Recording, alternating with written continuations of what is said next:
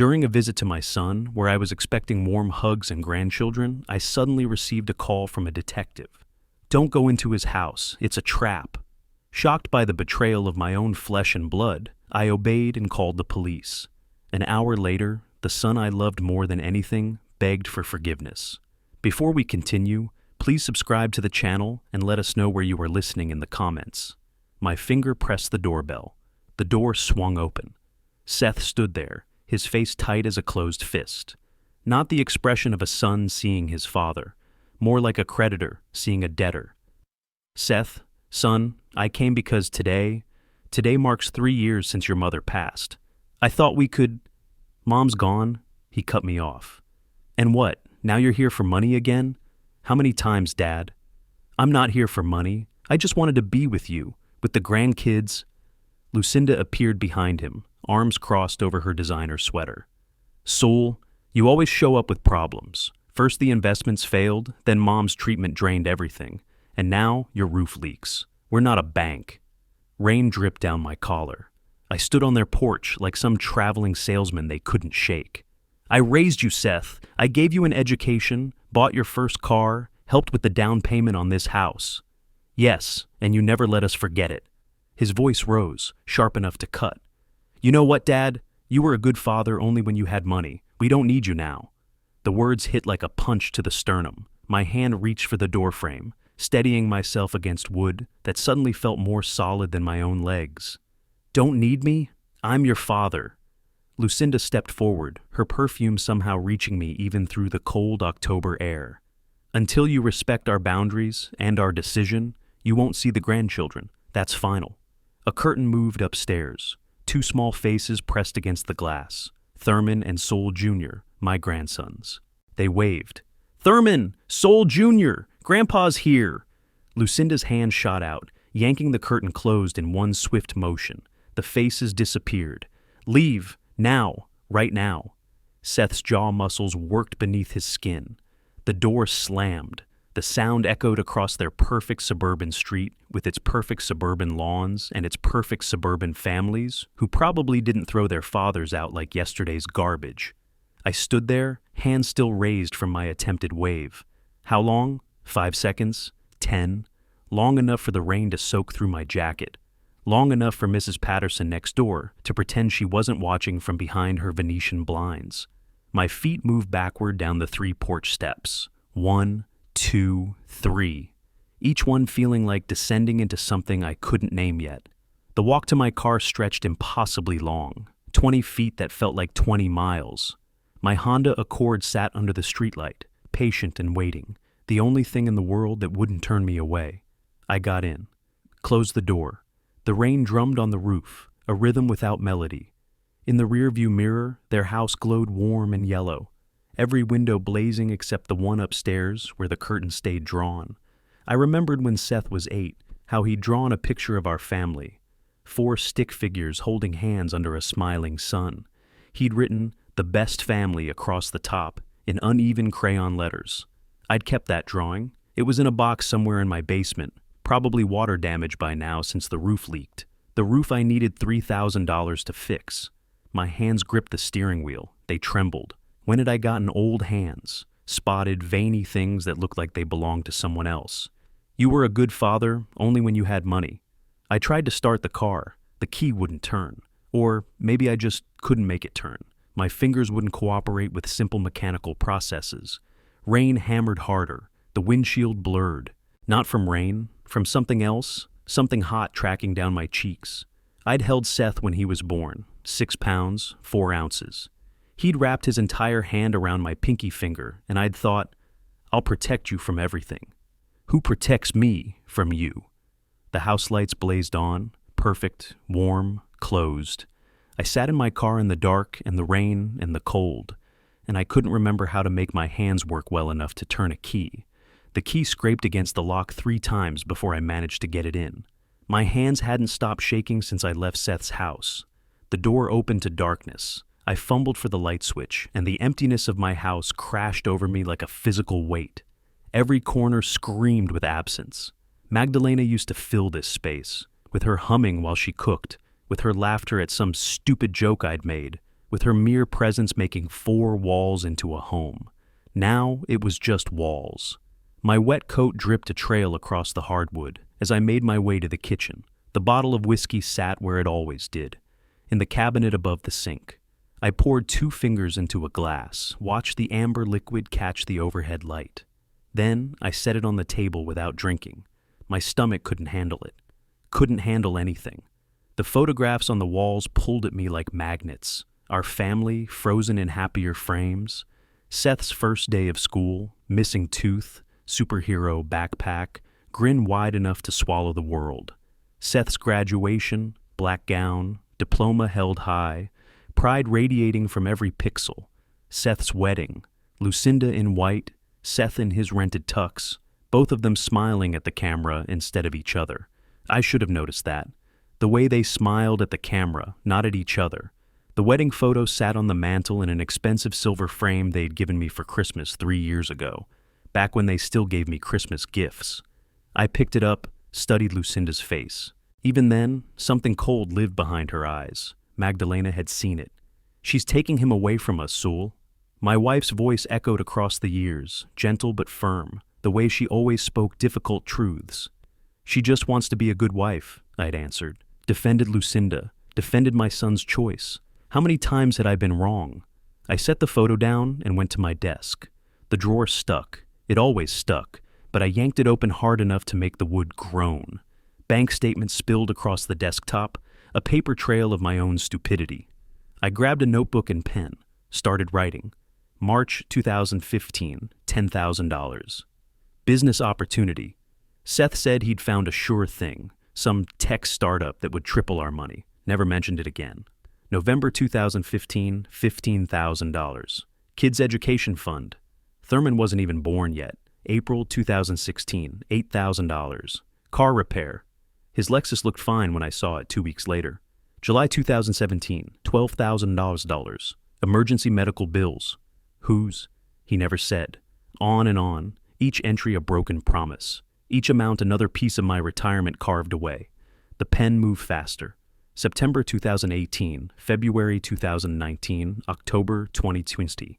The requests came more frequently after Magdalena got sick. While I was focused on chemo appointments and hospital bills, Seth was busy with his handout.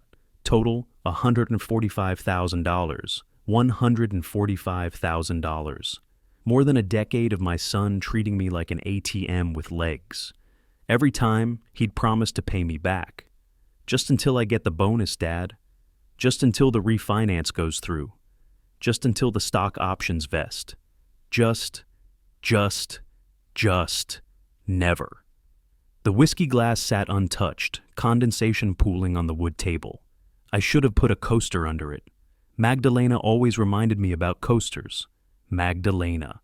I left the papers spread across the desk and walked to our bedroom, to the closet, to the box I kept on the top shelf, the one I hadn't opened since the funeral. Her letters sat inside, tied with a faded blue ribbon. She'd written them during her last month, when she knew she was dying, but I kept pretending she wasn't. One for each important occasion she'd miss. My birthday, Christmas, our anniversary, and one labeled simply, "When you need to hear this." My fingers shook as I untied the ribbon.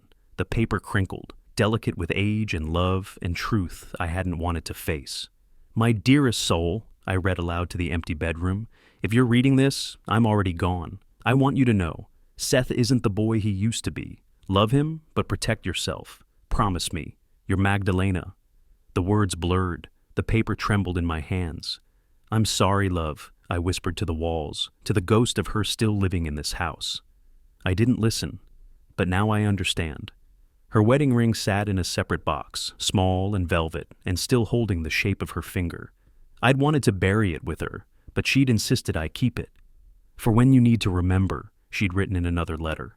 I needed to remember now. The ring weighed nothing. How could something so light anchor an entire lifetime? I walked to the window, ring clutched in my palm. The rain had stopped. Somewhere between leaving Seth's house and opening Magdalena's letter, the storm had passed. The sky hung dark and empty, no stars visible through the suburban light pollution. The whiskey glass sat on the table, still full, still untouched. I'd poured it 2 hours ago. How was it only 2 hours? It felt like decades had passed since my finger pressed that doorbell. My phone lay next to the glass. I picked it up, thumbs moving without conscious thought, scrolling through contacts until I found the name I needed. Simon Duncan, old friend, former private detective. The man who'd stood beside me at Magdalena's funeral when Seth left early for his important meeting. My thumb hovered over the call button. Not tonight. I couldn't form the words tonight. Tomorrow. Tomorrow I'd call him. Tomorrow I'd figure out what to do with the knowledge sitting like stones in my chest. I set the phone down next to Magdalena's letter. The house settled around me with small creaks and sighs, the sounds of a structure aging alone, 68 years old, widowed, broke, rejected by the son I'd raised, the son I'd sacrificed everything for, the son who looked at me like I was something inconvenient he'd stepped in. The bank statement stared at me from the desk. $145,000 in stark black ink, each number a nail in the coffin of my illusions. I'd been more than a father. I'd been a wallet with a heartbeat. The difference was, wallets didn't hurt when you threw them away. Light pushed through the curtains before I was ready for it. I hadn't slept, not really. Just drifted through hours of half-consciousness where Seth's words played on loop. You were a good father, only when you had money. I sat up. My back screamed in protest. 68-year-old bodies didn't forgive sleeping in chairs. But going to the bed I'd shared with Magdalena had felt impossible last night. The mirror in the bathroom showed a stranger. Gray stubble, hollow eyes, skin hanging looser than it used to. When had that happened? When had I become this old man staring back at me? I needed air. Needed to get out of this house before the walls started talking in Magdalena's voice. 20 minutes later, I was in my Honda Accord, driving with no destination. My hands knew the way before my brain caught up. East, toward the lake, toward the place I used to bring Magdalena on Sunday afternoons when life was simpler and my son still loved me. The drive took 30 minutes. Autumn had stripped the trees bare, leaving skeletal branches clawing at a gray sky. Lake Michigan appeared through the gaps, vast, gray, indifferent to human suffering.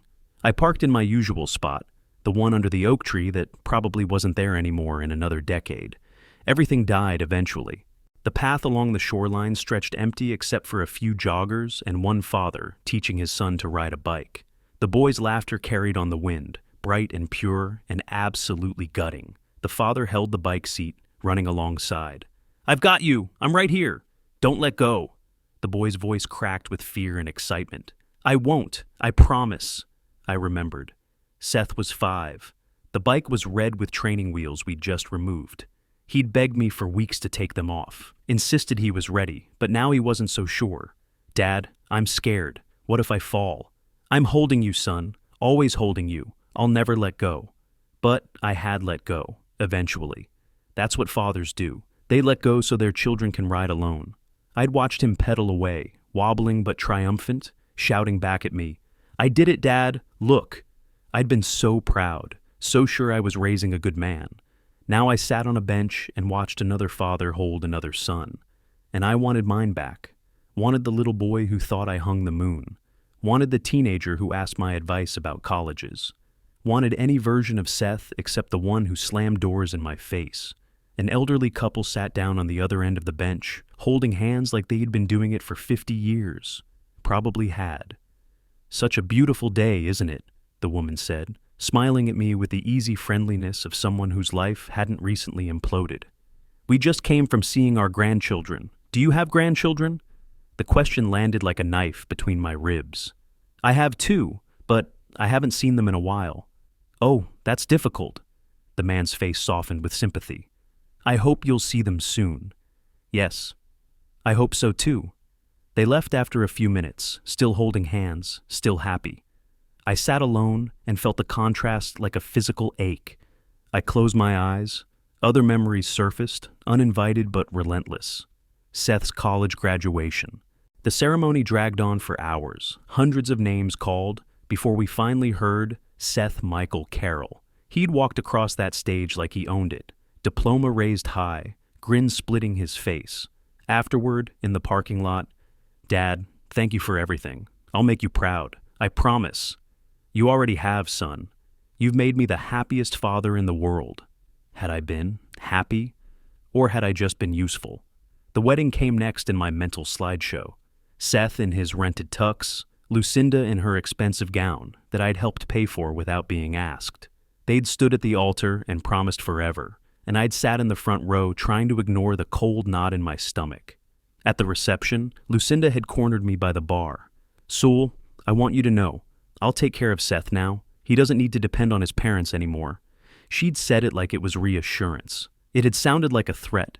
Magdalena had heard it too. She'd whispered in my ear as we danced, "She's taking him away from us." No, she just wants to be a good wife. How many times had Magdalena tried to warn me? How many times had I dismissed her concerns, defending Seth, defending his choices, defending the illusion that my son still loved me for me instead of for what I could provide? The darkest memory rose last, the one I tried not to think about. Magdalena's funeral, rain falling on the grave like the universe itself was crying. I'd stood there holding that ridiculous paper umbrella they give you at cemeteries, watching them lower my wife into the ground, and Seth had checked his phone. Twice. "Dad, I'm so sorry, but I need to leave. Important meeting tomorrow." "But your mother's funeral, people are still here." Lucinda had taken his arm, already pulling him away. "Soul, you understand. Life goes on. Seth's family needs him." His family, not me, not anymore. His family was Lucinda and the kids and the important meetings that couldn't wait even one day to honor the woman who'd given him life. I'd stood alone at the grave after everyone else left, alone with the rain and the fresh earth, and the knowledge that I'd lost more than a wife that day. The wind off the lake cut through my jacket, bringing me back to the present. The father and son were gone. The elderly couple was gone, just me and the waves and the gray sky pressing down. I stood, walked back to my car, took out my phone. Simon Duncan's name glowed on the screen. Old friend, former private detective. Man who'd seen enough human ugliness to not be shocked by one more story of family betrayal. My thumb hovered over the call button. This time, I was ready. Ringing, 17 seconds. Then a voice. "Hello? Simon, it's Saul Carroll. You remember me?" Pause. Recognition blooming through the phone line. "Soul! Of course! How are you, old friend? Must be 5 years since we talked." My throat tightened. "I need your help. Professional help." His tone shifted instantly. "Business, not pleasure." "I understand. Come to my office. Tomorrow, 10 o'clock? "I'll be there." The line went dead. I sat in my car at the park, engine still running, phone cooling in my palm. One call. That's all it took. One call to cross a line I'd never imagined crossing, hiring a detective to investigate my own son. The drive home blurred. Familiar streets felt foreign. By the time I pulled into my driveway, darkness had swallowed the neighborhood whole. Inside, the house waited with its usual emptiness. I didn't turn on lights, didn't need to. I knew every corner of this place by heart. Morning came too fast and too slow. I left at 9, allowing extra time for Chicago traffic. Downtown loomed ahead, tall buildings blocking weak October sun. Simon's office sat above a small electronics repair shop, accessible only by narrow wooden stairs that creaked with every step. The door stood open. Simon rose from behind a desk buried under file folders and yellow legal pads. 65 now, gray at the temples, but his handshake remained firm. "Coffee?" "Please." He poured from a machine in the corner, handed me a chipped mug. We sat across from each other like we used to when I needed background checks on business partners. Different reasons now, darker reasons. "Tell me everything," Simon said, pulling out a fresh legal pad. "From the beginning." So I did. October 15th. The doorbell. Seth's cold face. The trigger phrase that had shattered me. "You were a good father only when you had money." Lucinda's threats about the grandchildren, the door slamming, then the bank statements. $145,000 over 10 years. Magdalena's letter warning me about Seth. Simon took notes, occasionally whistling low under his breath or shaking his head. When I finished, he set down his pen and studied me with those sharp detective eyes that had once made suspects squirm. "Sewell, I have to warn you, I've seen this before. Adult children, financial problems, elderly parents with assets." He turned his computer screen toward me. "Statistics are terrifying. 1 in 10 Americans over 60 experiences financial exploitation, often by family members. My son wouldn't. Maybe not. Simon leaned forward. But better to check and be wrong than not check and lose everything. That's what you hired me for, isn't it? The truth. I stared at my coffee. Steam rose, disappeared. What do you suggest? A wiretap. Legal one, for your protection. If they're planning something, we'll hear it. If I'm wrong, wonderful. But if I'm right, the word hung between us. Wiretap. Spying on my own son. Magdalena's warning echoed, love him, but protect yourself. Do it. Simon pulled out a contract. My hand shook signing my name. The ink looked darker than it should have, like I was signing away more than money. I'll need some time, Simon said, and an opportunity. October bled into November. I called Seth, every day. The phone showed Seth Carroll calling. Then call ended. Red rejection icon over and over. I texted, son, I want to apologize. Blue check marks appeared. Red, no response. Late October, I drove to his house, knocked on the door. A curtain moved inside. 2 cars sat in the driveway. His Lexus, her BMW. No answer.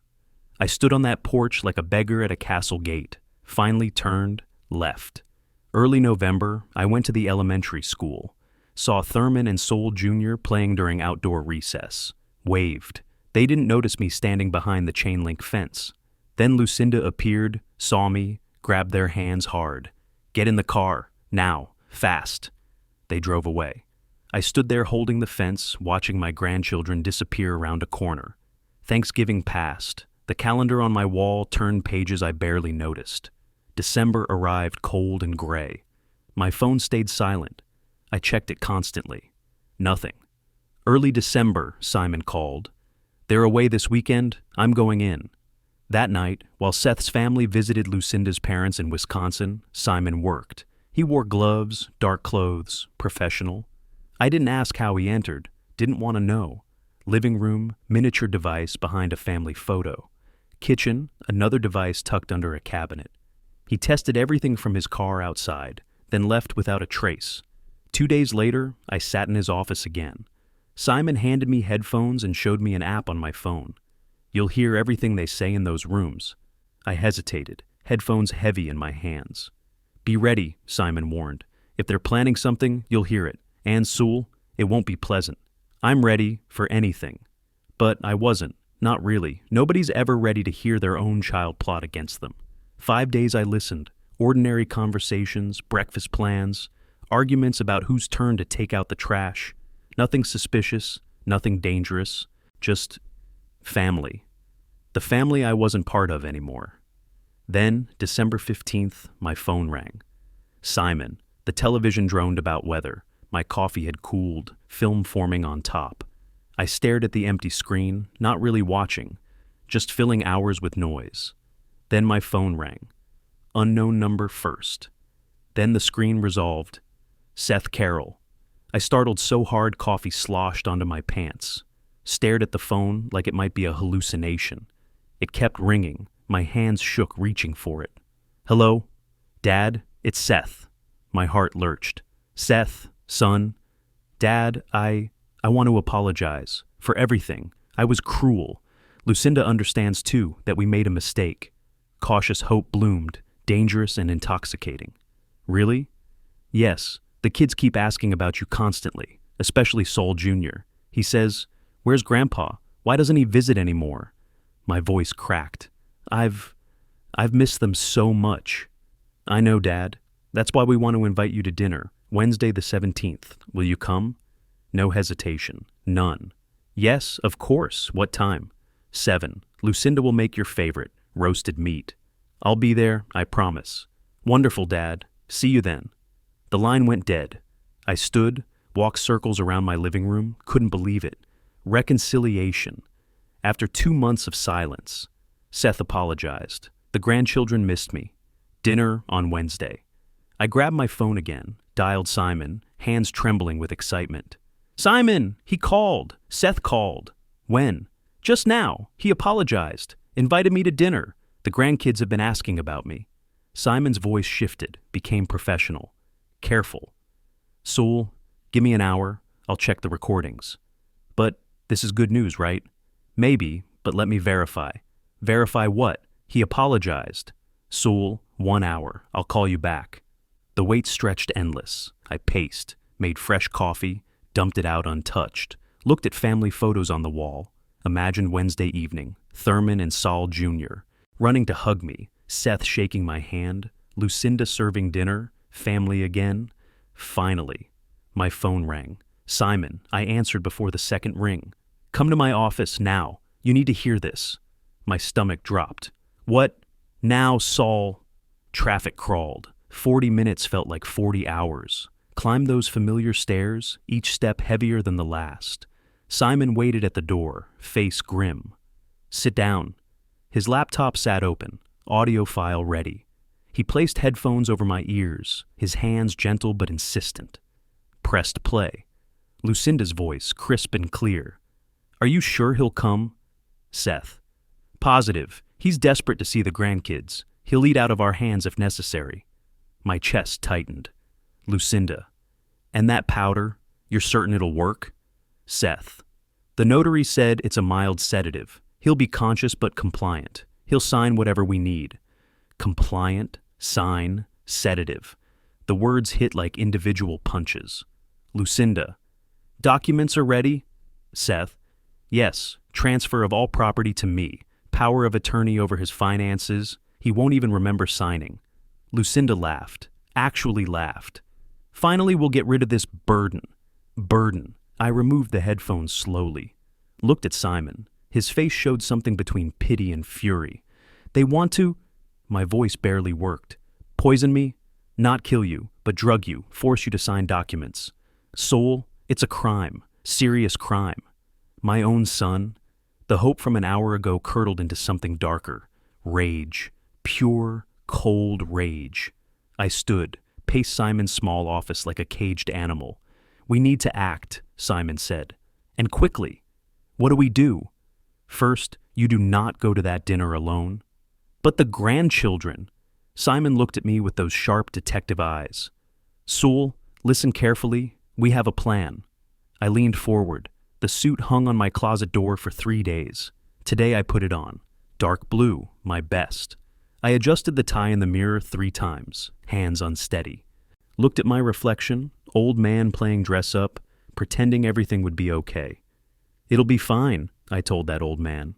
He's your son. He really wants to reconcile. But the words tasted false.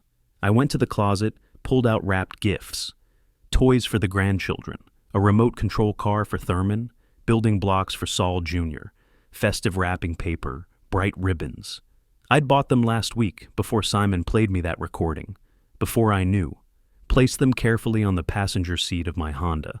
Magdalena's photo sat on the dashboard where it always sat, small frame on a suction cup.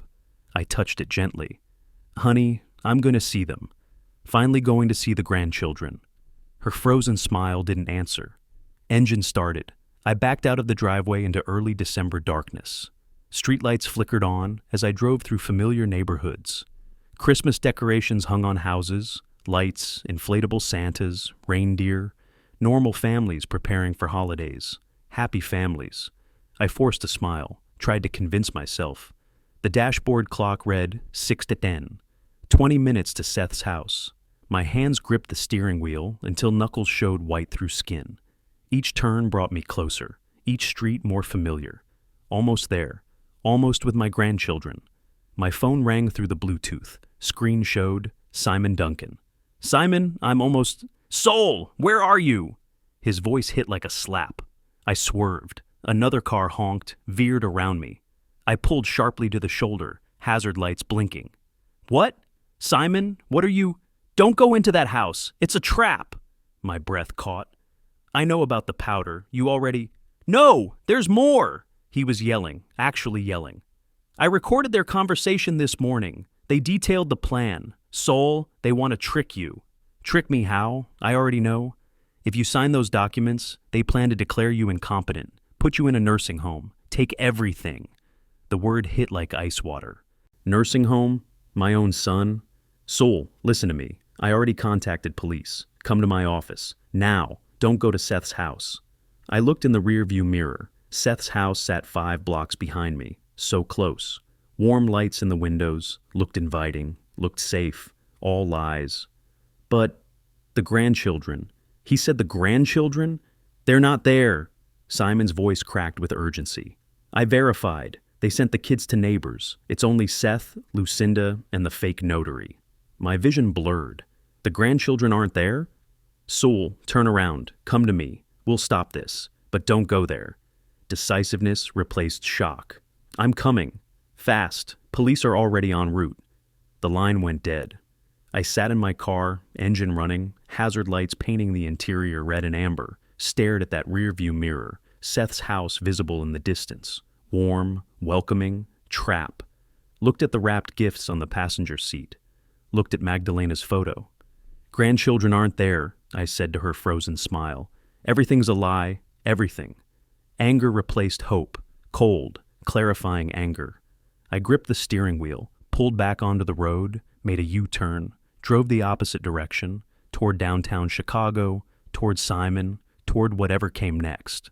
Traffic thickened, rush hour ending, people heading home to families who actually wanted them. I drove faster than usual, urgency pushing against speed limits.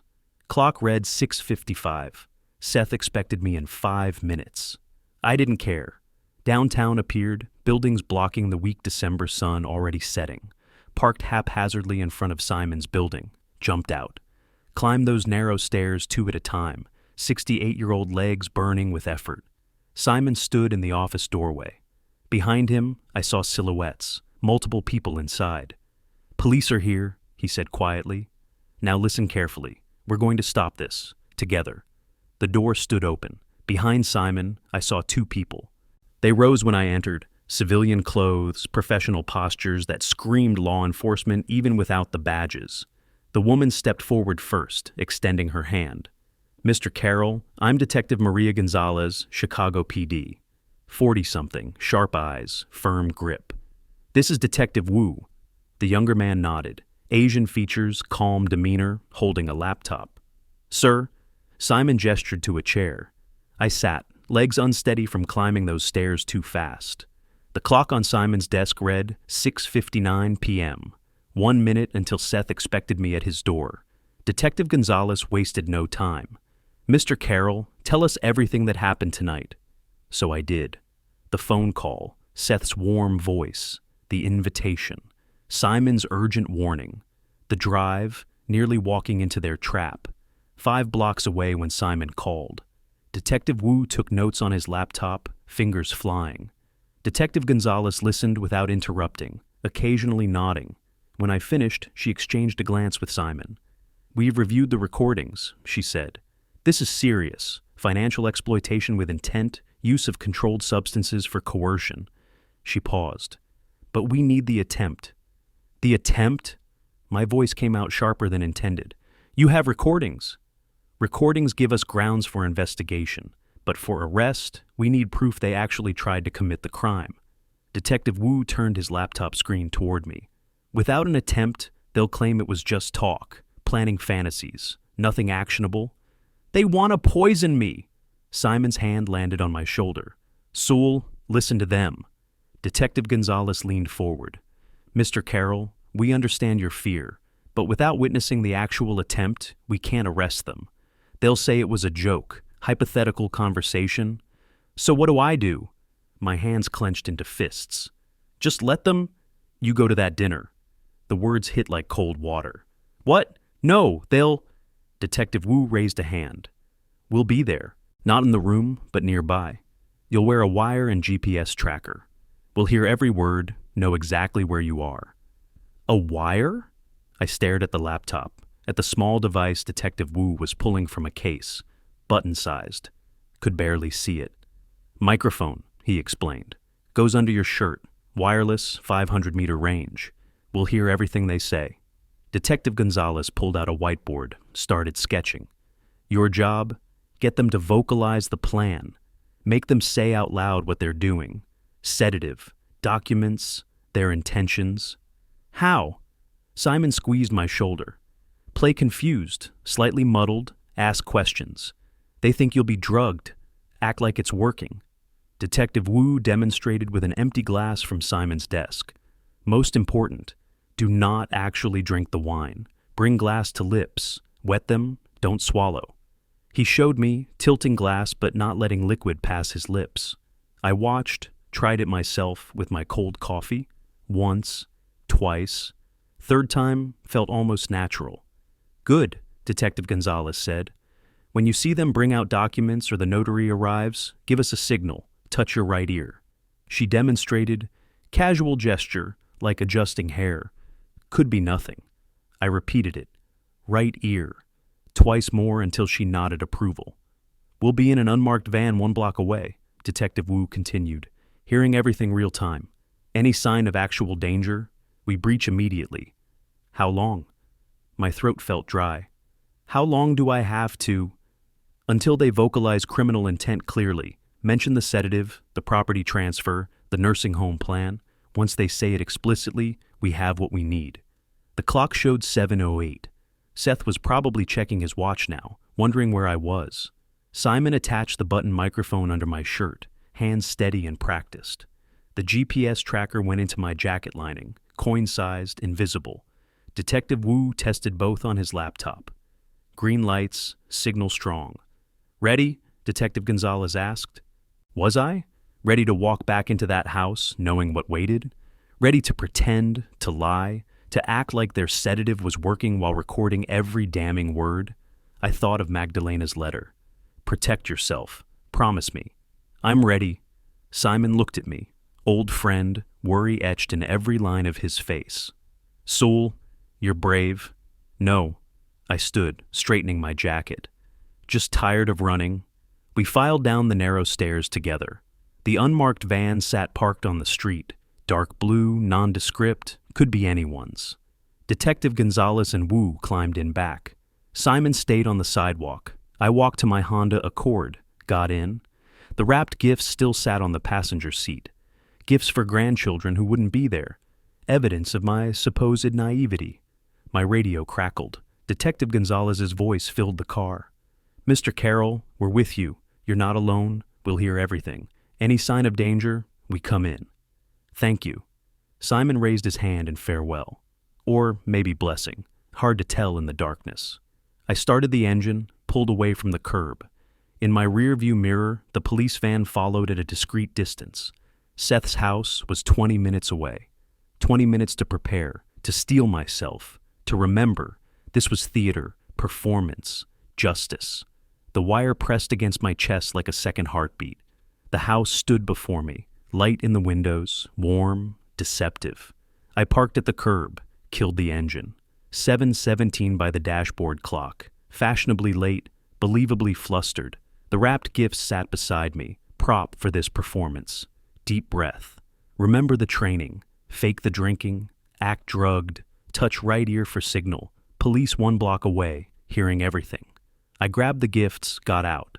Walked up the path I'd walked so many times before. Different now. Everything different. The doorbell echoed inside. Footsteps approached. Seth opened the door with a smile so wide it looked painful. Dad, come in. So glad you made it. He opened his arms. I let him hug me, felt his hands pat my back. The wire recorded the sound of fabric against fabric, father against son, love against lies. Hey, son. Lucinda appeared from the hallway, heels clicking. She kissed my cheek, perfume overwhelming. Soul, what a lovely surprise. Well, not a surprise, we invited you. Come in, come in. She took my coat, hung it carefully. I kept the jacket on, GPS tracker in the lining. Where are Thurman and Soul Jr.? I asked, looking around. You said they wanted to see me. Oh, at the neighbors, playing. Seth guided me toward the dining room, hand on my elbow. You know kids, they get bored sitting at adult tables. They'll be back later. Lie, first lie of many. The dining room glowed with candles, table set for 4, 3 places with normal settings. One obviously mine, with different wine glass, crystal, expensive, poisonous. Sit here, Dad. Seth indicated a chair facing the kitchen. View of the room. You always like seeing everything. I sat. The chair felt like a trap closing. Lucinda emerged carrying wine bottles. 2 of them, red. She set one on the sideboard. Theirs, safe. Picked up the other, brought it to me. Red or white, Saul? Red, please. She poured from the poison bottle. I watched the dark liquid fill my glass, knowing what swirled inside. Sedative, chemical compliance. Seth raised his glass, that same too-wide smile. To family, to reconciliation. We clinked, crystal chimed like funeral bells. I brought the glass to my lips, wet them, set it down. The wire caught every movement, transmitted to the van where detectives watched, listened, waited. Dinner appeared, roasted meat, just like Lucinda promised. We ate, made small talk. Seth apologized for October, voice dripping false sincerity. Dad, I really regret what I said last time. It was cruel. I want to apologize too. I never meant to be a burden. Oh, Soul, you're not a burden. Lucinda's hand touched mine, cold fingers. We were just stressed. Work, kids. 20 minutes passed. My wine glass stayed nearly full. Lucinda noticed. Soul, you've barely touched your drink. Doesn't it taste good? No, it's excellent. I just drink slowly. Old habit. But we need to toast properly, to reconciliation. Another sip. She lifted her own glass, encouraging. I yielded, performance requiring compliance. Brought glass up, tilted, wet my lips again. Didn't swallow, set it down. Seth and Lucinda exchanged a glance. Quick, satisfied, thinking it was working. More, Dad, let's celebrate. Seth poured from their bottle into his glass, from my bottle into mine. Oh, I'm not sure. Come on, just one small glass, I let them convince me. Brought glass to lips again. Fake drank. The recording captured everything, their insistence, my false surrender, the poison wine untouched in my stomach. After the second glass, I began my performance. Let my eyes half close, head waver slightly, voice slur around consonants. I'm suddenly tired. I leaned elbows on table, let my shoulders slump. Seth's eyes lit up. It's okay, Dad. You're safe. Just relax. Maybe you should lie down, Lucinda suggested, voice too eager. No, I'll sit, I mumbled, playing the drugged old man they wanted to see. Inside, every nerve blazed alert, watching, recording, waiting. Seth moved his chair closer. Dad, we want to discuss something important with you. I forced my eyes to focus, pretended confusion. What did you want to say? Lucinda stood, walked to a cabinet, pulled out a folder, official-looking, thick with papers. She placed it on the table in front of me. Seth opened it slowly, revealing documents, forms, signatures lines. Seth leaned closer. His hand landed on my shoulder. Weight, ownership, control. About your future, Dad. We're worried about you. I played sluggish, words dragging. Worried? About what? Lucinda's finger tapped the open folder. Sewell, you're not getting younger. It's hard to manage finances, maintain a house. So, we prepared documents. Seth's voice carried false gentleness. For your protection. What documents? I squinted at the papers, performance requiring confusion. Seth flipped pages, pointing. Transfer of your property to me, for safekeeping. Transfer? My property? Yes. Lucinda smiled, sharp and hungry. House, bank accounts, everything. Seth will handle it all. You won't have to worry anymore. I shook my head, movements exaggerated. I don't understand. Why now? Impatience flickered across Seth's face. Because you're aging, Dad. What if something happens to you? We need to plan ahead. But I can still... Sewell, don't be difficult. Lucinda's voice hardened. This is for your own good. Dad, trust me. Seth squeezed my shoulder. I'm your son. I'll take care of you. The hallway door opened. A woman entered carrying a briefcase. Middle-aged, severe expression, professional suit. Lucretia Snyder. The corrupt notary Simon had mentioned in the recordings. Good evening. She set her briefcase on the sideboard. I'm Lucretia Snyder, notary public. I made my eyes widen, played surprise. Notary? Here? Why is there... Standard procedure for family property transfers, Mr. Carroll. Lucretia pulled out her seal, official stamp, making everything legal and binding. But I didn't know there'd be a notary. My hand trembled. Real nervousness now, not performance. Seth's smile never wavered. Surprise, Dad. So, everything's official. Proper. Lucretia sat, arranged her papers with practiced efficiency. I subtly touched my right ear. The signal. Police listening in the van 1 block away. In that van, I imagined Detective Wu leaning forward, Detective Gonzalez readying her team. But they needed more. Needed explicit vocalization. What do I need to do? I asked, voice thick. Just sign. Seth pushed a pen toward me. Here, and 3 more places here. And what will this give? His patience frayed visibly. I already explained. I'll manage your finances, your property, your house becomes mine legally. Lucinda leaned across the table. And we can place you in a nice facility, where trained people will care for you properly. I let shock register on my face. Facility? You want to put me? Nursing home, Dad. Seth said it plainly now, mask slipping. With professional care. You'll be fine there. But I live in my house. Magdalena and I... Lucinda's voice turned vicious. Magdalena's dead, Saul. You drank the wine. You know what was in it? You can't refuse now. You'll sign now. Seth grabbed her arm. Lucinda, calm down. She shook him off, standing. No!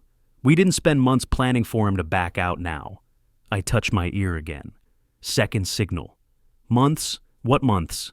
Planning! Lucinda's control shattered completely. Finding a notary willing to cooperate, getting that powder we put in your wine, arranging everything. Lucinda, shut your mouth. Seth stood, face pale, but she couldn't stop, words pouring out like poison. Why? He's under the sedative. He can't do anything. He'll sign everything and we'll finally be rid of this burden, finally take what we deserve. Lucretia Snyder stood abruptly. Perhaps we should postpone. No! Lucinda grabbed the pen, shoved it toward me. Sign now or... A sound cut through the room, distant, growing louder, sirens. Seth froze, pen still in hand. What's that? Lucinda ran to the window, pulled back the curtain. Red and blue lights flashed across her face, painting her features in alternating guilt and terror. Police, she whispered. The sirens grew louder, closer, stopping.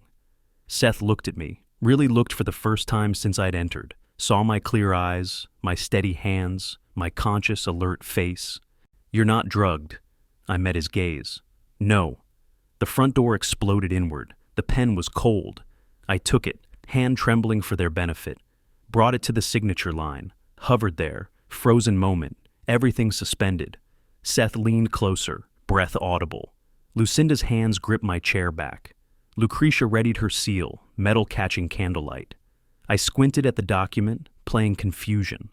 Raised my head to Seth. He smiled, tense, eager. Victory so close he could taste it. I set the pen down. Seth's smile flickered. Dad? What? So many papers? My voice stayed slurred, performance continuing. I can't read all this. Impatience cracked his facade. Just sign, Dad. Here, the initial line. But what am I signing? Can you read it to me? Seth's jaw tightened. He glanced at Lucinda, then back to me. Transfer of property. Your house, accounts, investments, everything goes to me for safekeeping. And power of attorney, Lucinda added, leaning over my shoulder. So Seth can manage your finances, pay your bills. Lucretia's voice came professional, detached. And consent for placement in long-term care facility. I made my eyes widen, shock breaking through the drugged facade. Facility? You want to take my house? Send me away? It's for your own good, Dad. Seth's voice rose. You can't live alone anymore. You're old. You forget things. I don't forget. Lucinda circled the table, voice sharp. You do forget. Even tonight you forgot why you came. You thought the grandchildren would be here. Where were the police? They should have arrived by now. I counted seconds internally, trusted Simon, trusted the plan. What if I don't want to sign? Seth's hand slammed the table. Dad, don't complicate this. Just sign. But this is everything. My voice caught. Not performance now. Real emotion bleeding through. Magdalena and I built this life together. Lucinda's face appeared inches from mine, features twisted. Magdalena is dead, Saul. She's dead, and you're a pathetic old man who can't manage his own life. I'm not, her whisper turned vicious. You already drank the wine, Saul. You know what was in it? You can't refuse now. You will sign. Now. Seth grabbed her arm. Lucinda, calm yourself. She shook him off violently. No, he'll sign. We didn't waste months planning for him to back out now. I touched my ear again. Second signal. Come on. Where are you? Months? I asked quietly, every word recording. What months? Planning! Lucinda exploded, control completely shattered. Finding a notary willing to cooperate, getting that powder we put in your wine, arranging everything. Lucinda, shut your mouth. Seth stood, face white, but she couldn't stop. Words poured out like poison breaking through cracks. Why? He's under the sedative anyway. He can't do anything. He'll sign everything and we'll finally be rid of this burden. Finally take what we deserve. Lucretia stood abruptly, briefcase in hand. Perhaps we should postpone this. No! Lucinda grabbed the pen, thrust it at me. Sign now or... A sound cut through the room, distant, growing, sirens. Seth froze, pen still extended. What's that? Lucinda ran to the window, yanked the curtain aside. Red and blue lights painted her face in alternating waves of guilt and terror. Police, she whispered. The sirens grew louder, closer, multiple vehicles. Seth looked at me, really looked, saw my clear eyes, my steady hands, my conscious, alert expression. You're not drugged. I met his gaze without flinching. No, I'm not. His face crumbled. Understanding dawned. Complete, devastating understanding. You knew? You organized this, all of it. Just like you organized robbing your own father. The sirens stopped outside. Car doors slammed. Heavy footsteps approached. Bang, bang, bang on the front door. Chicago police! Seth spun toward the hallway. What did you do? Lucinda grabbed the documents from the table, papers scattering. This is your fault, your plan. Me? You're the one who... Crash. The front door exploded inward. Detective Gonzalez entered first, weapon drawn, 4 uniformed officers behind her. Chicago police! Hands up! Now! Seth's hands shot upward. Lucinda dropped the documents, pages floating to the floor like evidence raining down. Lucretia bolted for the back hallway. Detective Wu appeared from that direction. They'd surrounded the house. He intercepted her smoothly, spun her around, handcuffs clicking. Don't run, makes it worse. I stood slowly, straightened my posture. The drugged act vanished completely, shoulders back, spine straight, eyes clear. Seth stared at his father in absolute shock. Dad, you weren't drunk? You didn't drink... My voice came firm, cold. I didn't swallow a single drop of your poisoned wine. An officer secured the scene while another searched Lucinda, found a small packet in her pocket, white powder in a plastic bag. Got something here, Lucinda screamed. That's not mine. Detective Gonzalez approached Seth and Lucinda, badge visible. Seth Carroll, Lucinda Carroll, you're under arrest for conspiracy to commit financial exploitation, illegal use of controlled substances, and attempted fraud. She read them their rights, words clear and official. Seth tried to interrupt. This is a mistake. We were just trying to help our father. Detective Wu held up the powder packet, encased now in an evidence bag. Help? With Rohypnol? You know that's a federal crime. Lucinda spun on Seth, hysteria breaking through. This was his idea. She pointed with cuffed hands. I just went along. Shut up, Lucinda. No, I'm not going to prison for your stupid plan. Detective Gonzalez's voice cut through their argument, calm and authoritative. You're both going. We recorded your entire conversation tonight. Lucinda's face turned toward me, hatred blazing. You called the police? Yes, I called them. But you were sluggish. You were barely conscious. I reached up, removed the button microphone from under my shirt, held it between thumb and forefinger where they could see. I was acting. You wanted a performance. I gave you one. Seth's face showed complete devastation as understanding crystallized. The whole time, you knew everything. Just like you knew exactly what you were doing when you planned to drug your own father. I stepped closer to him, close enough to see tears forming in his eyes, close enough to speak quietly but firmly. I gave you everything, Seth. Education, love, support, every opportunity. And you looked at me and saw only a source of money. When that dried up, you decided to take by force what little remained. His voice cracked. Dad, I'm sorry. We needed money. The kids' education. Don't you dare mention those children. Cold fury leaked through my words. You used them to manipulate me. You kept them away tonight because they weren't part of your plan. They were just bait for the trap. Lucinda screamed at me, face red, veins visible in her neck. You destroyed our family.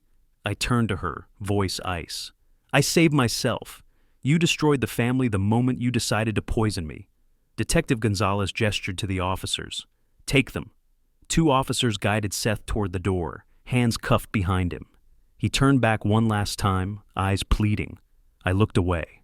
Couldn't watch, wouldn't watch. Simon burst through the open doorway. Soul, are you okay?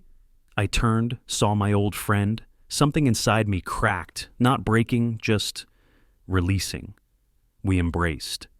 You were incredible, Simon said quietly. A real actor.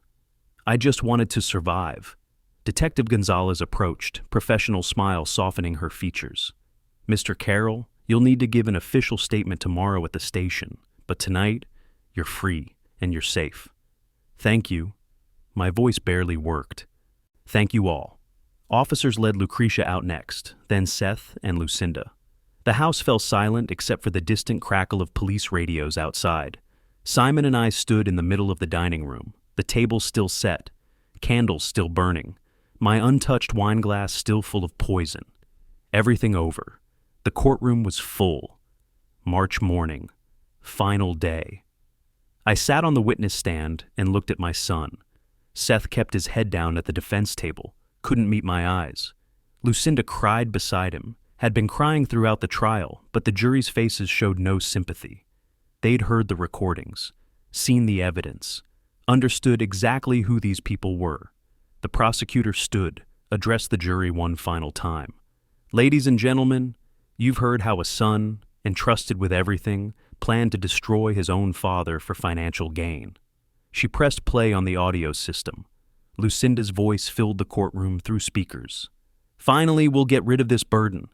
Several jurors shook their heads in disgust. Lucretia Snyder had testified 2 days ago as part of her plea agreement. 18 months for cooperation. She'd described the whole operation, how Seth contacted her in November, offered $5,000 to notarize documents without verifying identity or consciousness. Did you know this was illegal? The prosecutor had asked. Yes, but I needed the money. Now it was verdict day. 3 months since that December night. 3 months of statements, evidence processing, preliminary hearings. 3 months of living alone in my house, Simon checking on me daily, trying to process what my son had become. The judge banged his gavel. Seth Carroll, you have been found guilty of conspiracy to commit financial exploitation, illegal use of controlled substances, and attempted fraud. Considering the severity and the betrayal of familial trust, this court sentences you to 4 years in federal prison. Seth stood, swayed slightly. Your Honor, I just want to say, sit down. The judge's voice allowed no argument. Lucinda Carroll, 3 years. Lucretia Snyder, 18 months, time already served pending trial. The gavel banged again. Final, absolute. Officers approached to lead them away. Seth turned toward me one last time, eyes desperate. Dad, forgive me, please. I looked at him. The son I'd raised. The man who'd tried to drug and rob me. The person who'd used his own children as manipulation tools. I'm not your dad anymore. I stood, left the courtroom, didn't look back. Outside on the courthouse steps, spring air washed over me, warm after the long winter. Simon joined me, hand on my shoulder. You did it, Saul. Justice won. Justice? I stared at the street below. Yes, but at what cost? I lost a son. You didn't lose a son. Simon's voice carried gentle firmness. You never really had him. He lost a father. Many years ago when he stopped seeing you as a person and started seeing you as an ATM. Maybe you're right. We walked to my car. I looked back at the courthouse once. Columns, steps, the place where my family officially ended. Turned away. Forward. Only forward now. 1 month later, April brought genuine warmth. I stood outside the elementary school, waiting. Spring sun felt good on my face. The bell rang. Children poured out like a dam breaking. Thurman saw me first. "Grandpa, you came!" Sewell Jr. followed, running. "Grandpa, we missed you so much." I knelt, gathered both in my arms. First genuine smile in months stretched my face.